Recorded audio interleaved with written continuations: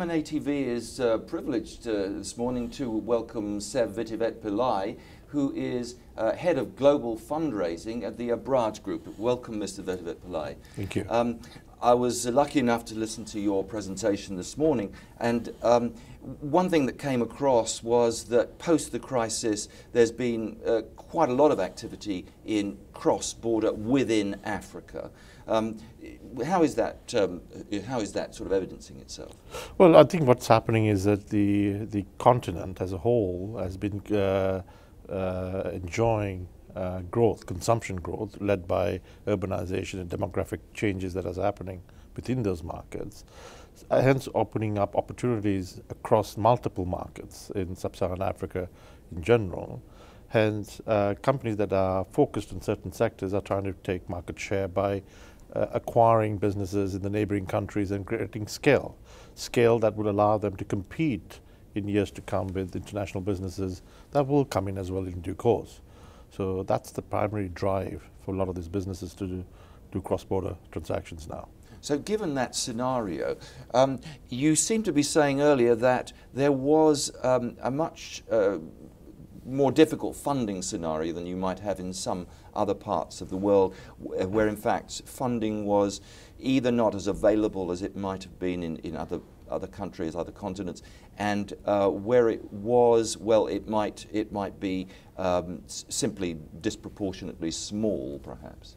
That's correct. So you have South Africa that is separate from the rest of the sub-Saharan Africa, where South Africa is a bit more developed in the financial service sector. So in order to find leverage for acquisitions in from South African banks, that's possible. But then again, not to the end where you can, the maximum we've seen is 40 to 50% of the acquisition cost.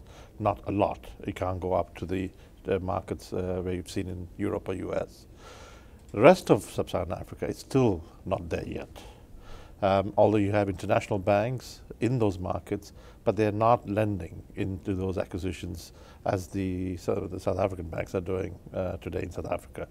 My guess is in the next 5 years we would see more of it, and banks evolving in the continent. We would see that, but nowhere near where you would see 80% or 70% of the acquisition cost coming from banks purely from in the continent. But you did allude to one note of optimism, as it were, and that was that one of the large South African pension funds had quite a lot of money and had decided that it saw its investment returns coming from Africa. Could you explain a little bit more about that? Yes. So you see, the government pension fund of South Africa is a very large fund relatively, even in international standard. They have in excess of 200 billion US under management. And one of their investment strategy or criteria today is to deploy that capital more in Africa as opposed to outside Africa.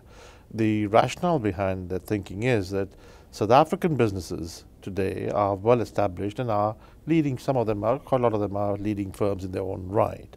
And to encourage them to expand beyond South Africa into the rest of the continent, which in turn would get them the growth within South Africa by sharing that growth in the rest of the continent. So their capital is a catalyst to try and get a number of these companies to move out and also directly invest in businesses outside South Africa to capture that growth for the fund and for the country.